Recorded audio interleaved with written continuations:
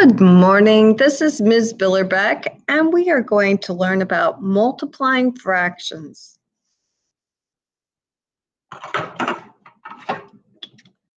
So multiplying fractions happens often in our real life when we have a situation like this, where Renee skateboarded around the block for 8 days. If the block is 3/4 of a mile, how far did he go? So if we have a number line that is broken up into fourths, so this is 1/4, 2/4 or 1/2, and 3/4 and 4/4. So we've broken the number line up into fourths, and we're only going to move 3/4. So if we start at 0 and we go 1, 2, 3, 4, 5, 6, 7, 8. So that's 8 days of doing 3/4 miles around the block. So Renee has skateboarded 6 miles. Now that's all nice when we're using a number line, but what if we have very little time when we need to know our math techniques? So if we have 8 days times 3/4 miles, we can first go, oh, there is no denominator with this 8, and there's a denominator here. What do we do when we multiply? So what we're going to do is we're going to put a 1 over under the 8, okay? And then we have 3/4 here. So now we can multiply the top. If we don't see that they have a common denominator, we can reduce or eliminate. We just multiply straight across. And we get 24/4, which reduces to be 6. All right, but if we did see the opportunity of reducing, we know that 8 is 2 times 4 over 1. And we have times 3 over 4. So if there's a 4 on the top and a 4 on the bottom, we know 4 over 4 just equals 1. So that means that we can cancel this 4 out and cancel this 4 out. So then we have just 2 times 3 over 1 times 1, which is 6 over 1, which is the same thing. That means that there are 6 ones. So we have 6. And so that would be 6 miles. So there's a couple ways we could go about finding out what the total mileage of skateboarding that Renee actually did.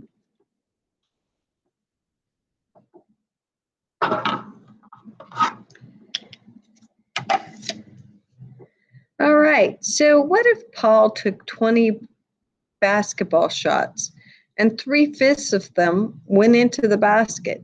How many baskets did Paul make? So if we have 20, we have 4 times 5. So there's 20 basketballs here. Okay, and our denomination is a 5 for fifth. So we want to look at this. This is 1/5, 2/5, 3/5, 4/5, and 5/5 of our collection of 20 basketball shots. So when we look at, well, what is 3/5? Well, that would be this section here. This is 3/5. So 3/5 is 3 times 3 of these columns times, and we have 4 in there. So 1, 2, 3, 4. So 4 times 3 is 12 shots. All right, well, let's see what else. Another way we could do it is using a bar. So if we have 20 shots and our denomination or denominator is going to be a fifth, then we need to divide 20 by 5, like that, or we could divide 20 by 5 like this and say, oh, there are 4 20s in 5. So this is 4 times 5 right here, and we get 0. So that means this is 4, that's 8, and then that's 12, that's 16, and then we get to 20. So actually, let me put these right in line with these bars. So that would be 4, that would be 8, that would be 12, and that would be 16, and then we have 20. Okay, so this is the same as what we found here. All right, well, let's try it just with the math and no little pictures or bar charts. Let's try just math and see how we do. So we have 20 shots times 3/5. Okay, so we're going to use that little technique of putting a 1 under here times 3/5. Now, if we don't see how to cancel out a common factor, we can multiply across 20 times 3 over 1 times 5 and get 60 over 5, which is 12. Or if we see a common factor here, we can see 4 times 5 is 20 over 1 times 3 over 5. We see the common factor, we take it out, and we have 4 times 3 over 1 times 1 is 12 over 1, which is just 12. So we always get 12 no matter how we're doing it. So we have 3 different techniques. We can draw out our set of items or baskets in this case. We could use a bar chart, or we can use our number techniques.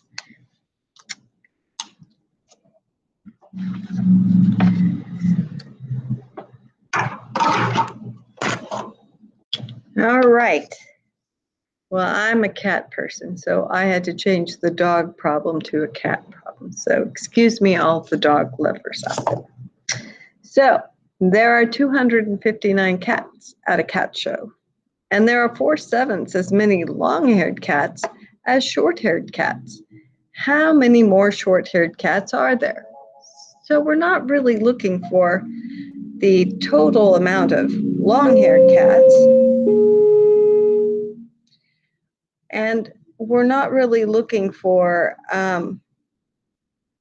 the total of short-haired cats. We're looking for this difference because we're asking how many more short-haired cats are there from the long. So we're looking for this difference. So we have to read the statement very carefully. All right, so we see that the denomination or the name of these sections is going to be sevenths. So what we need to do is take this 259 and divide it by 7 to see how many are in each one of these divisions. So we have 259, and we're going to divide by 7. So first, we see that there's 3. So this is 7 times 3 right here. So we have 21. And we subtract, and we get 4. We're going to drop the 9 down so we can figure out what goes into this next position. And that happens to be 7. So 7 times 7 goes here, and we subtract. And we have a 0, so we can stop right there. So that means each division here is 37. So we have 37. Then we have 74. Okay, etc. So we know each one of these is 37. So if we add 7 to that one, we get 81, which is 111. Then this is 148. Oh, this is, let's see, add another 37, so that's 15, 8, so 285. Wait, 185. Sorry. You have to do a sanity check. Okay, because if we're going to 259, that can't be 289. So that was a sanity check. So we always have to check, what does it seem correct? Okay, then the next one, we add another 7 to that. That's 12, 2. And then if we add 37 to that, we get 259. Okay, so now we know what each one of these divisions is. Okay, so we actually know how many long hairs there are from that. So that's 148, because each time we added 37. Okay, so if we want to know the difference here, then we have 259 minus 148. So we have 111. So this difference is 111 cats. Okay, so if we had figured out how to do this using our numbers, though, we could have said, oh, okay, we could have figured out that was 148 just by saying 259 times 4/7. Okay, if we had a common, knowing that that had a common factor, because you know how much I like to multiply big numbers. So at this point, I would really be wanting to get a common factor here. So I know that this is 37 because I've already figured it out. So then 4 times 37 is 4 times 7 is 28, carry a 2. 4 times 3 is 12, plus 2 is 148, which is what we found. So that's how many cats there are. But could we have set this up to find the difference without having to do this part? Yes. What we could have done is we could have said 259 and 1 minus 4/7, which gives us 259. And we could have done 7 over 7 minus 4/7. So 259 times 7 minus 4 is 3/7. Reduced it, take that out, put a 1 here, make that a 37. 3 times 37 was 21, carry a 2, 9 plus 2 is 11. And we could have done it straight from that. Isn't that amazing?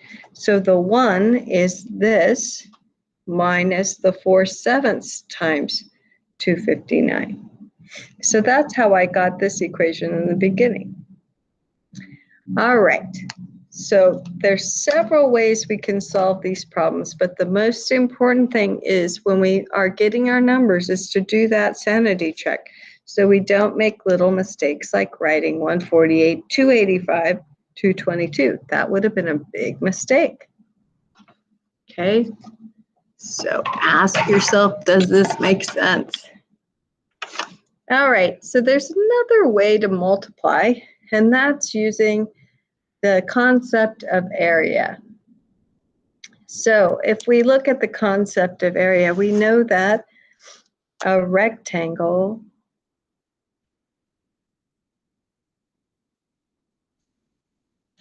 is length times width. That's the area of a rectangle. So we're going to use that when we're multiplying 1/4 times 1/2. Okay, so let's look at this. So this is the same area, the square. Rectangles. Rectangles do not have the same side lengths. Okay, so I've broken this up into 4s. So this rectangle, which is the same as this rectangle, which is the same as this rectangle, is broken up into 4s. So I have 1/4, and I'm going to multiply it by half of that rectangle. So when I do that, I see that, oh, there's some overlap right here where it's green and orange. And that's my answer. So 1/4 of 1/2 is 1/8. And I could have found that out by just doing 1 times 1 over 4 times 2 equals 1/8. All right, let's look at this problem. 3/5 of the field of grass is 3/5 of the field is grass. 2/3 of the grass is used for sports. So what total amount of the field is used? Okay, so if I have the same rectangles, 3 of the same rectangles, and I've broken this one up into fifths. So this is 3/5 grass times 2/3 used. And then I overlap the green and the orange squares. I see I have 6 squares that are both green and orange. So I have 6 over 15. But both of these have a common factor. It's 6 is 2 times 3, and 15 is 5 times 3. So when I reduce it by dividing each, the top and the bottom, by 3, or just canceling the 3 out, I get 2/5 of the fields used. Now, if I had done it this way, 3/5 times 2/3, okay, that I can quickly see they have a common factor. So I can take that common factor out, and I have 1 times 2 is 2, and 5 times 1 is 5. So I see 2/5 of the field is used.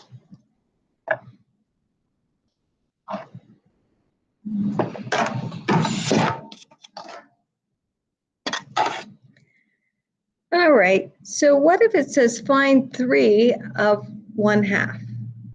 Find 3 of 1/2. What does that mean? Find 3 of 1/2. Well, it means I have 3 different sets of 1/2, 1 and 1/2. Find 3 of 1 and 1/2. Okay, so I have 1 and 1/2, 1 and 1/2, and 1 1/2. So if I take each one of these ones and put them here and then combine 2 of the halves, I get 1. And then I have 1 1/2 left over. So this is a total of 4 and 1/2, which could be written like this, 4 dash 1/2, not meaning minus, but dash. So some editors, we do 4 dash 1/2. So it does not look like 41 over 2 like that. So if you don't have a great fraction editor, it looks kind of like this. So, and where the slash and the 2 are on the same line. So sometimes we put a dash like that, which is 4 and 1/2. So just so you know, to look for that when you see that, that's not 4 minus 1/2, it's 4 and 1/2. It's just a different way to denote that. Okay. So how could we have found this without drawing the picture? So what this is saying is we have 3 times 1 and 1/2, but we need to make this an improper fraction. Okay, so there's a way to say what 1 and 1/2 is. So if we did 1 plus 1/2 and then got a common denominator, that would be 2 over 2 plus 1/2 equals 3/2.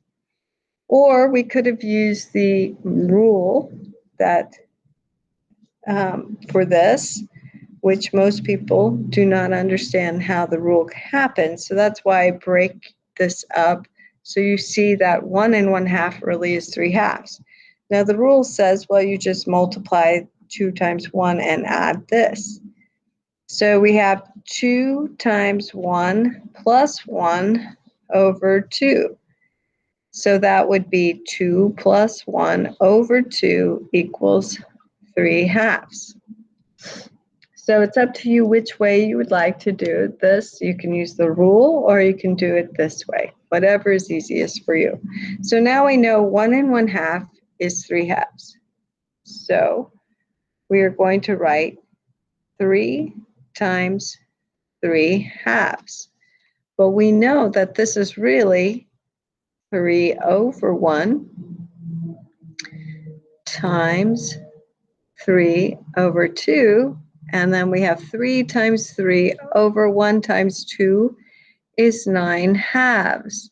Now we put the top dog in the house, so we put 9 here in the division house and 2 out here, and we ask how many 2's are there in 9, and there happen to be 4, so we have 2 times 4, which is 8, and we subtract and we get 1. So we put the remainder over the divisor with the quotient, and we see we have 4.5, which is exactly what we got here. So this is 4 1/2 as our answer. Okay, so this is using a graphic organizer. This is using our math.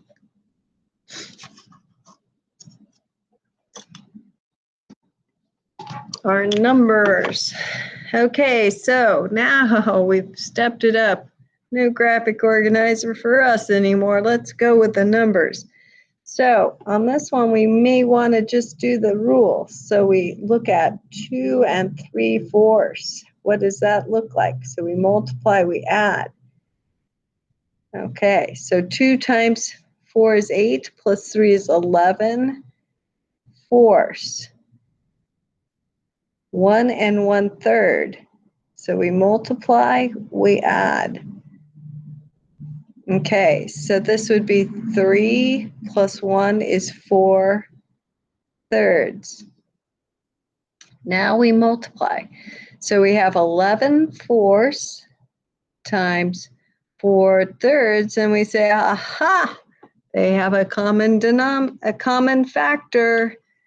So we can take this and this out, and then we have 11 times 1 over 1 times 3 gives us 11 thirds. And we have to make this a proper fraction. So we put the 11 in the house and the 3 out here, and we ask how many 3's are in 11. There are 3. So 3 times 3 is 9. We subtract and we get a 2. So this is 3 2/3.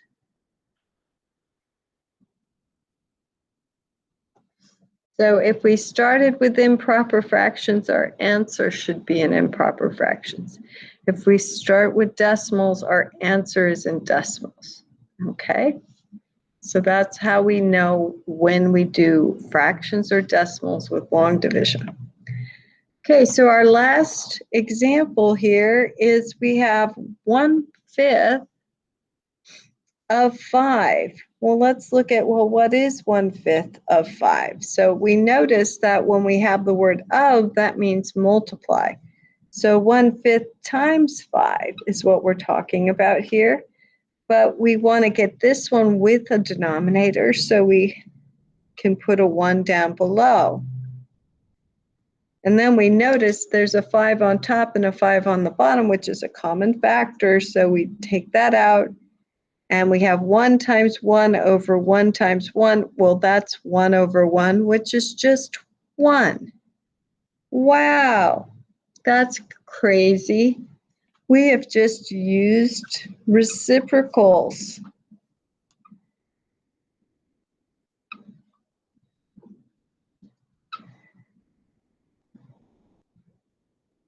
So when we multiply 1/5 times 5, we're using a reciprocal. So 1/3 times 3 would be 1, because they're reciprocals. 1/9 times 9 would be 1, because they're reciprocals. Reciprocals are very important. When we're using multiplicative inverses, we're using reciprocals. So multiplicative inverses are reciprocals. Okay, we could have used 12 times 1/12. would be 1. Okay, so that's what we're going to be using when we get into multi-step problems, is we're going to be using multiplicative inverses, which are reciprocals. Okay, so that's my lesson for today for multiplying fractions. I hope you have an amazing day. Bye-bye.